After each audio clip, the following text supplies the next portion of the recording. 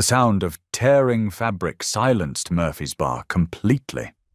Madison Cross ripped his shirt without asking, blood trickling down her leg, hands moving quickly to stop the bleeding. The entire bar watched in stunned silence as manicured fingers pressed the torn fabric against her wound. Then she saw it. The ink beneath her fingertips, a Marine Corps tattoo, scarred and faded, stretching across his muscles like it held long stories within.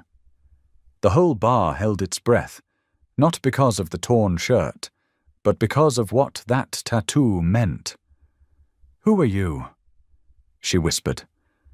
He looked at her with eyes that had seen too much, said too little, and answered with the kind of silence that could change everything. 3 months earlier, Madison Cross had discovered Murphy's bar by accident, fleeing another brutal board meeting where old men questioned every decision despite her company's record profits.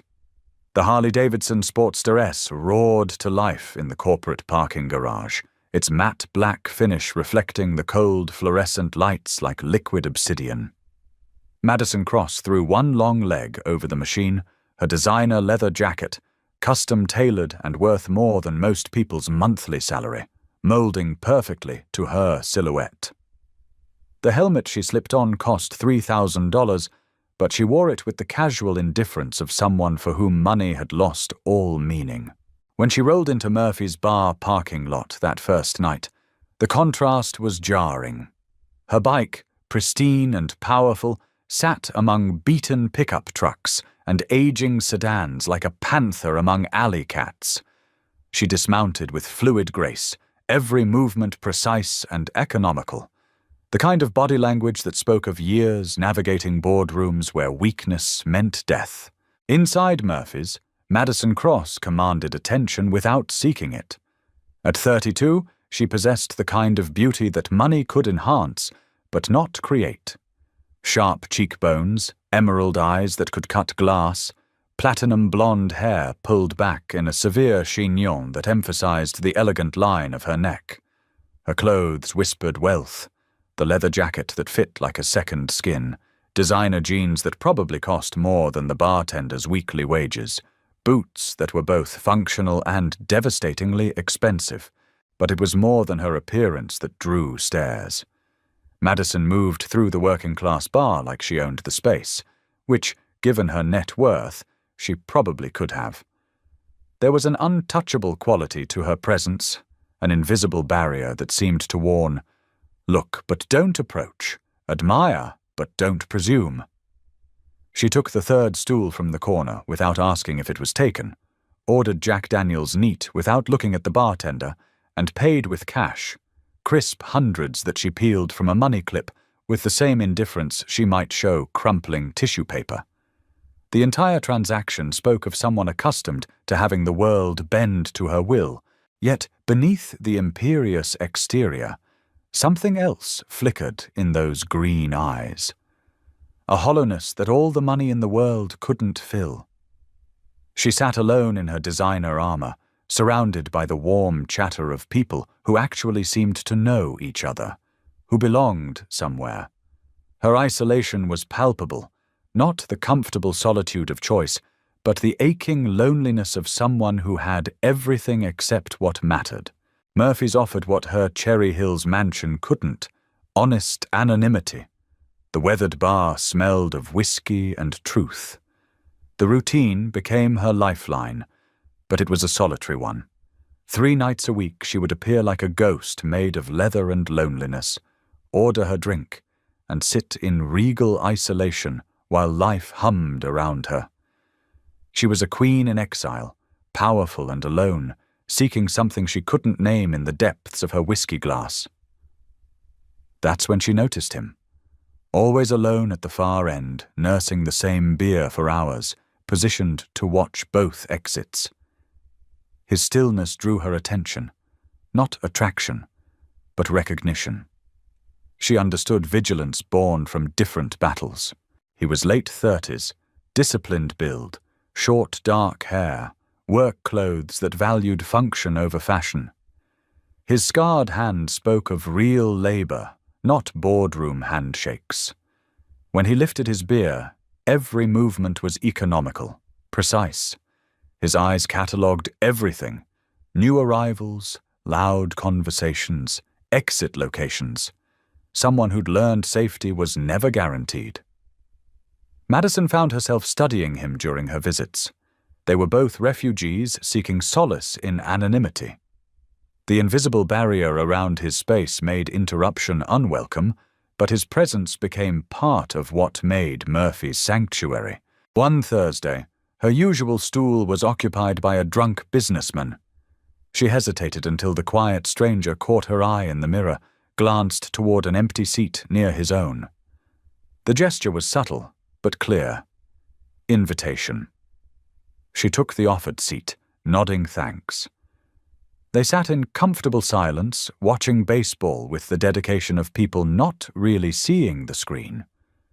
When the drunk finally left, Madison felt tension ease from her shoulders.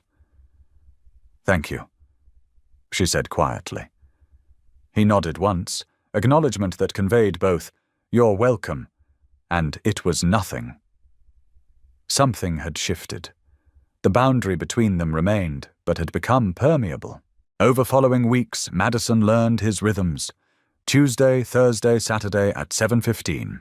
Coors beer, 2 hours exactly, newspaper reading through every section. His habits suggested deliberate disconnection from the digital world.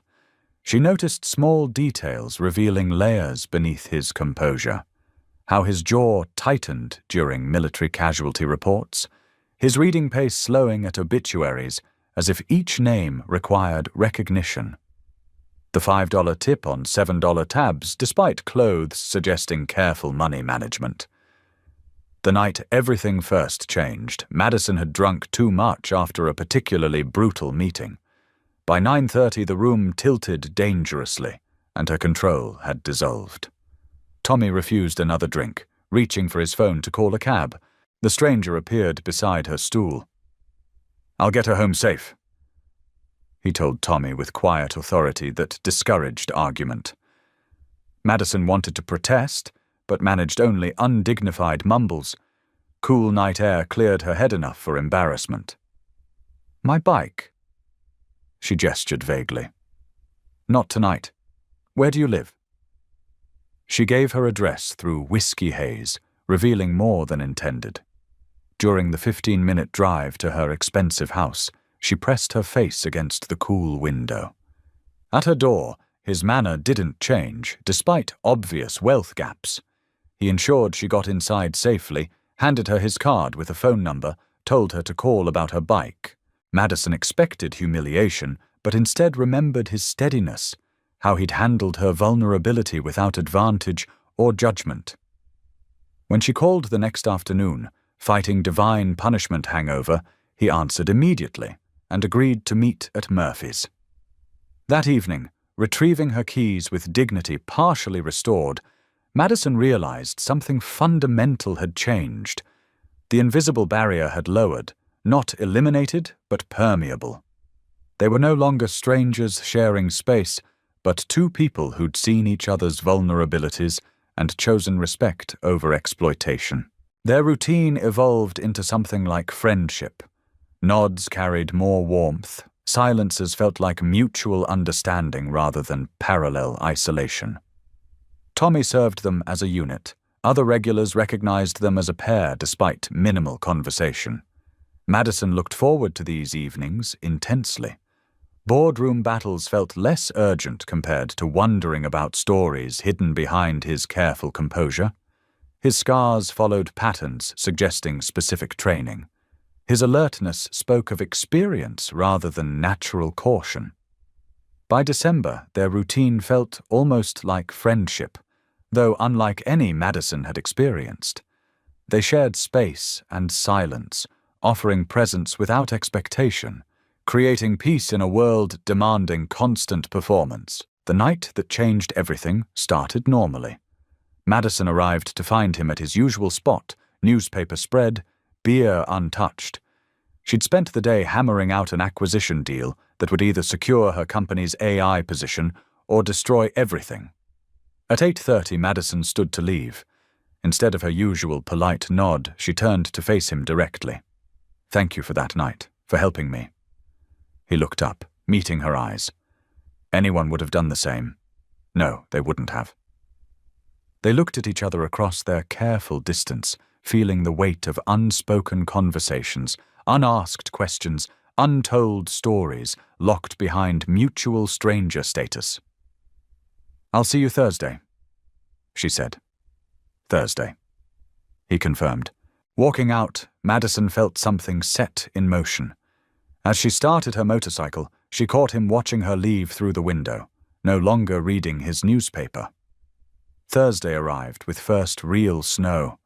The acquisition had closed successfully, adding hundreds of millions to her worth, but victory felt hollow compared to seeing the stranger who'd become her most stable presence.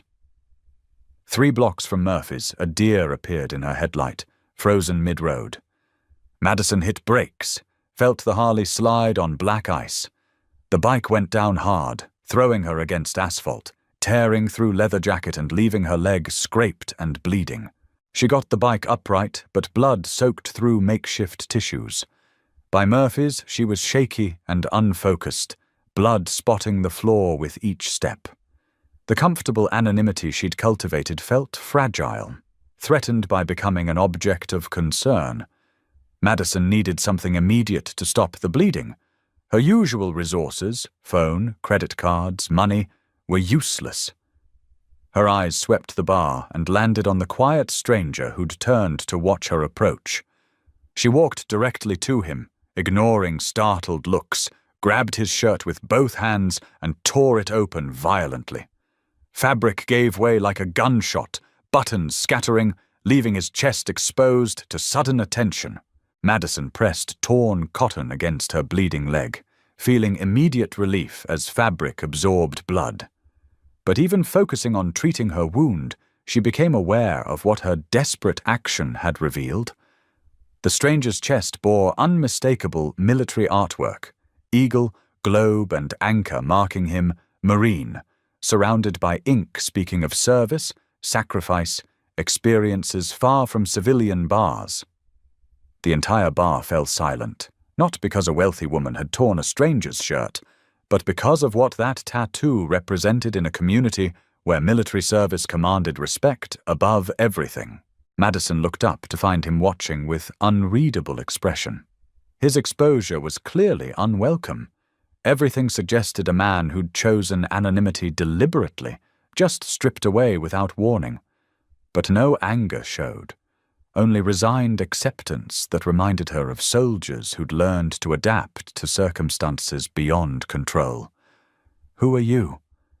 she whispered, the question carrying months of curiosity and sudden recognition that she'd been sharing space with someone far more complex than imagined. He looked at her long moment, expression cycling through quick, complicated emotions.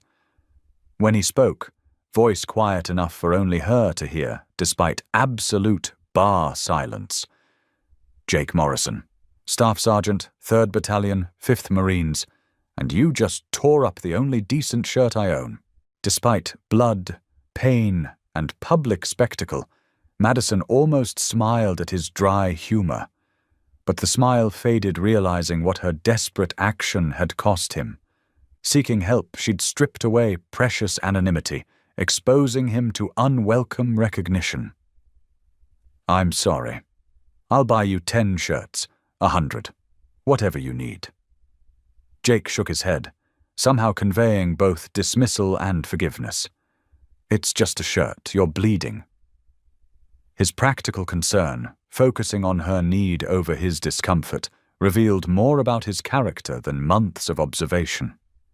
Here was someone who'd learned to put others' welfare before his own comfort, even hard-won and carefully protected comfort. Tommy appeared with first aid kit. "Let's get you fixed up," he told Madison, then looked at Jake with new respect.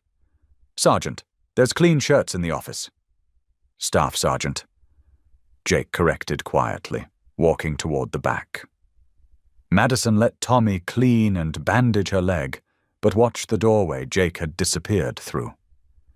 His military revelation had shifted the bar's atmosphere beyond surprise. Other patrons looked at his empty stool with new understanding. When Jake returned wearing an ill-fitting Murphy's t-shirt, the dynamic between them had fundamentally changed. No longer anonymous strangers, but two people who'd revealed themselves in ways that couldn't be taken back. "I owe you more than a shirt," Madison said when he sat down. "You don't owe me anything." They sat in different silence, no longer about maintaining distance, but pause before revelation, equilibrium before everything shifted. "How long?" Madison asked finally. 4 tours. Afghanistan, Iraq, back to Afghanistan. Got out 3 years ago." "Why here? Why Murphy's?" Jake was quiet so long, Madison thought he wouldn't answer. Sometimes you need to be somewhere nobody knows what you've done or seen. Somewhere you can just be another guy having a beer. At least that was the plan. Madison felt the full impact of what her actions had cost, destroying the sanctuary he'd carefully constructed. But underneath guilt was recognition that revelation had been inevitable, their careful dance always moving toward this exposure moment. "I'm Madison Cross. I run Cross Industries, technology company, and I come here for the same reason, to be somebody else for a while." Jake nodded as if her revelation made perfect sense. "I know who you are. Figured it out second week. The motorcycle, how you carry yourself, cash tips, no credit cards. You're trying not to be recognized. But you never said anything. Wasn't my business. We all got reasons for needing a place like this." Now quiet, filled with recognition that boundaries had dissolved entirely. Madison studied Jake's profile, seeing details differently. Alertness made sense for someone with combat experience. Exit assessment was training that saved lives overseas, couldn't easily turn off at home. "What do you do now?" "Construction. Renovation work, mostly. Small jobs, residential. Keeps me busy, outdoors. Pays the bills." "Do you have family, kids?" The question produced unexpected reaction. Jake's posture changed, shoulders tightening with pain mixed with determination. "I have a daughter, Emma. She's 7. Not mine biologically, she was my buddy's kid. Tommy Reeves, my teammate. Died in our last deployment, IED outside Kabul. Emma's mom couldn't handle single parenting, signed her over before taking off for California with some guy." Madison felt something shift in her chest. "You're raising her alone. 2 years now. She's why I come here on schedule, why I'm always home by 9:30.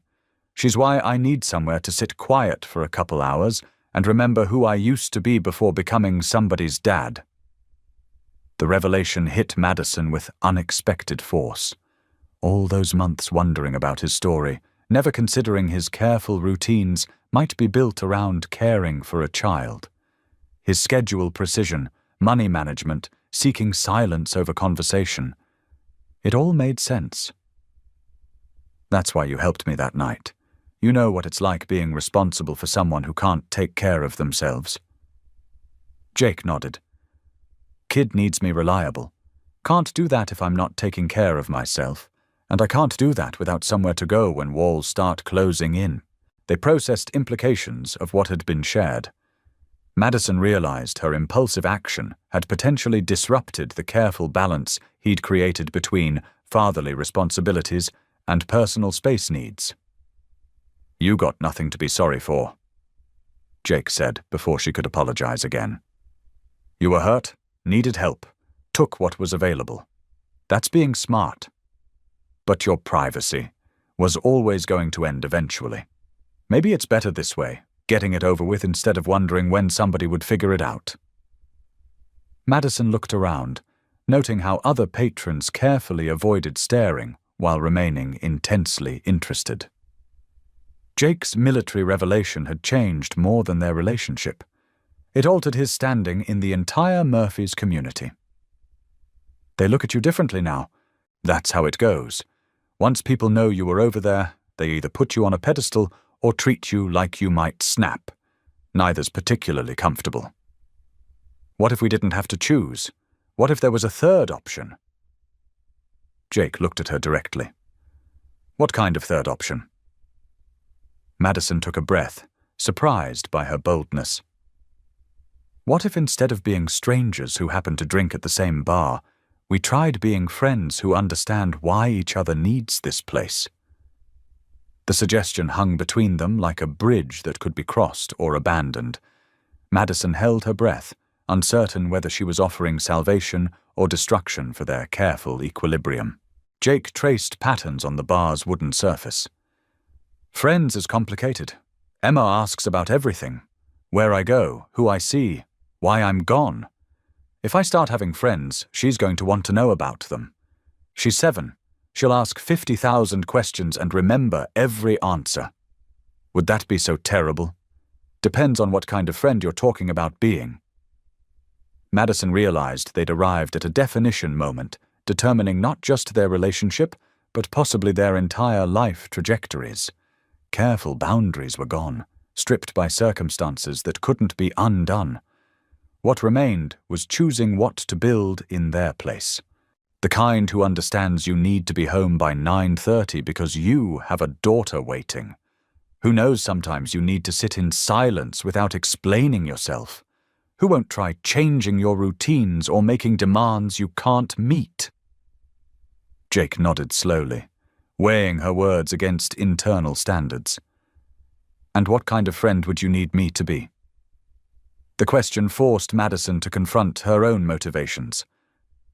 The kind who won't judge me for needing to escape my own life sometimes, who understands being successful doesn't mean being happy, that money can't buy what actually matters, who sees me as Madison instead of Madison Cross, CEO. And you think we can do that? Be those kinds of friends? Madison considered honestly, weighing complications against unexpected rightness in this moment of complete honesty. I think we've already been doing it for months. We just hadn't named it yet. Jake smiled genuinely for the first time since she'd torn his shirt, transformation giving Madison a glimpse of who he might be without vigilance and responsibility weight. All right, friends, but we keep coming here, keep our routines. This place matters to both of us, and I won't mess with something that works for Emma's sake. Agreed. Same time, same stools, same understanding we don't have to fill every silence. But maybe sometimes we do fill them? Maybe sometimes we do. They shook hands solemnly, the gesture carrying more weight than any contract Madison had signed. Over the following weeks, their friendship deepened. Madison met Emma on a Saturday afternoon, a bright 7-year-old who asked direct questions and accepted Madison's answers with the frank assessment children brought to new adults in their father's life. "Do you like my dad?" Emma asked during their second meeting. "I do, he's a good man." "Are you going to marry him?" The question caught Madison off guard. "That's not... We're friends, Emma." "But you look at him funny, like you want to kiss him." Madison found herself blushing, an unfamiliar sensation. Sometimes grown-ups need time to figure things out. "My dad needs someone who makes him smile more. You make him smile." The observation stayed with Madison through Christmas and into the new year. Their friendship had indeed made Jake smile more, made him seem less burdened by invisible weights. But friendship wasn't enough for Madison, hadn't been for months. The night everything changed again started with snow. Madison arrived at Murphy's to find Jake already there, looking unusually thoughtful. "Rough day?" she asked, settling beside him. "Emma asked me today if I was ever going to get married again. When I said I'd never been married, she asked why not. 7-year-olds don't accept 'it's complicated' as an answer." Madison's heart quickened. "What did you tell her?" "That sometimes people come into your life when you're not looking for anyone, and you have to figure out what that means." They sat quietly, the weight of unspoken feelings filling the space between them. Madison realized they'd been dancing around this moment for months, maybe since that first night he'd driven her home. "Jake, I know what you're going to say. that this is complicated, that we come from different worlds, that it's not practical. Actually, I was going to say that I think I'm falling in love with you. Jake turned to stare at her, surprise and something else, hope, flickering across his features. Madison, I know it doesn't make sense. I know we're different.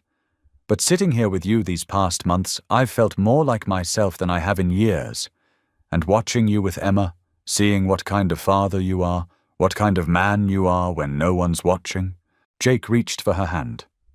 You sure about this? Because once we cross this line, there's no going back to just friends. Madison looked at their joined hands, thinking about everything that had brought them to this moment. I've never been more sure of anything. That night, Jake followed her home.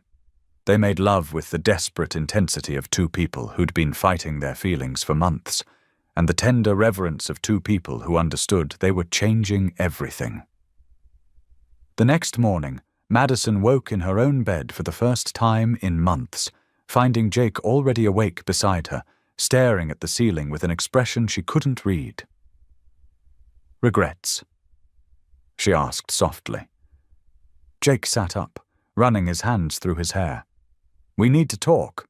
The formal tone sent ice through Madison's veins, but she kept her expression neutral, a skill that had served her well in business. All right. Last night was... Jake paused, searching for words. It was incredible. You're incredible. But this can't happen again. Madison sat up, pulling the sheet around herself. Why not? Because we're from different worlds, Madison. Last night, lying here in your mansion, surrounded by all this wealth, it reminded me that I'm a single dad living paycheck to paycheck. You're a billionaire who could buy my entire neighborhood without thinking about it. Money doesn't matter. Money always matters. Maybe not to you, because you've never been without it. But I have a daughter to think about. I can't afford to want things I can't have, and I sure as hell can't let Emma get attached to someone who's going to realize she's slumming it and move on. The words hit Madison like physical blows, but she forced herself to remain composed. Is that what you think this was? Slumming? I think you're a brilliant, successful woman who's used to conquering challenges. I think last night you wanted to see if you could conquer me, too. Madison stood, beginning to dress with quick, efficient movements. But as she pulled on her clothes, something shifted in her demeanor. The vulnerable woman who had melted in his arms was gone, replaced by the razor-sharp executive who had built an empire through sheer force of will. You're right, she said, her voice taking on that cool, distant tone that had made grown men weep in boardrooms. Last night was exactly what you think it was. A momentary curiosity, satisfied. Jake's jaw tightened, but he nodded. Good. Then we understand each other. Madison paused at the bedroom door, her hand on the frame. When she spoke, her voice carried the kind of quiet intensity that had closed billion-dollar deals. But you're wrong about one thing, Jake Morrison. What's that? She turned, and for a moment her mask slipped just enough to reveal the predator beneath the beauty. You think I get bored and move on to the next challenge? But you're not just any challenge. You're like a particularly lucrative business deal. Complex, potentially very rewarding, worth significant investment. And I've never walked away from a profitable opportunity. Jake stared at her, uncertain whether he was being threatened or promised something. Madison, I'll see you at Murphy's, she said, cutting him off. Thursday, 7:15, same as always. 6 weeks later. Murphy's bar, the Harley's engine cut through the evening air like a blade, announcing Madison's arrival before she even appeared. Jake, positioned at his usual spot, felt his shoulders tense despite himself. For 6 weeks, she'd kept her word, appearing every Tuesday, Thursday, and Saturday at exactly the same time, taking the same stool, ordering the same drink. But something had changed. The impenetrable Ice Queen was still there. The designer clothes, the perfect posture, the aura of untouchable wealth. But now, when Tommy brought her drink, she smiled and asked about his daughter's soccer team. When old Frank at the end of the bar told his same tired stories, she listened with genuine interest instead of polite indifference. When the jukebox played a song she liked, she tapped her fingers on the bar in a way that made her seem almost human. Tonight, as she settled onto her stool, she caught Jake's eye in the mirror and offered something he'd never seen before. A real smile. Not the polite curve of lips she deployed in business meetings, but something warm and mischievous and entirely too knowing. "Evening, Staff Sergeant," she said, raising her glass in a small salute. Jake found himself almost smiling back before catching himself. "Madison. How's Emma? Still asking about the motorcycle lady?" The casual reference to his daughter, spoken with genuine warmth rather than calculated interest, caught him off guard. "She's good. Still asking questions about everything?" "Smart girl. Curiosity is valuable." Madison's fingers traced the rim of her glass. "I've been thinking about what you said, about getting bored and moving on." Jake's grip tightened on his beer. "Madison, you were right about some things, wrong about others." She turned on her stool to face him directly, and Jake saw something in her eyes that made his breath catch. "I do always get what I want, Jake. Always. It's how I built my empire, how I survive in a world that wants to tear down successful women, and what I want is to figure out what this is between us." "There's nothing between us." Her smile turned predatory. "Liar." The single word hung in the air between them, charged with possibility and threat in equal measure. Around them, Murphy's bar continued its familiar rhythm. Tommy wiping glasses, regulars nursing their drinks, the jukebox playing classic rock. But in their corner, something fundamental was shifting. "You think I don't understand what I'm asking for? You think I don't know the risks?" Madison leaned closer, her voice dropping to barely above a whisper. "I've been thinking about you every day for 6 weeks.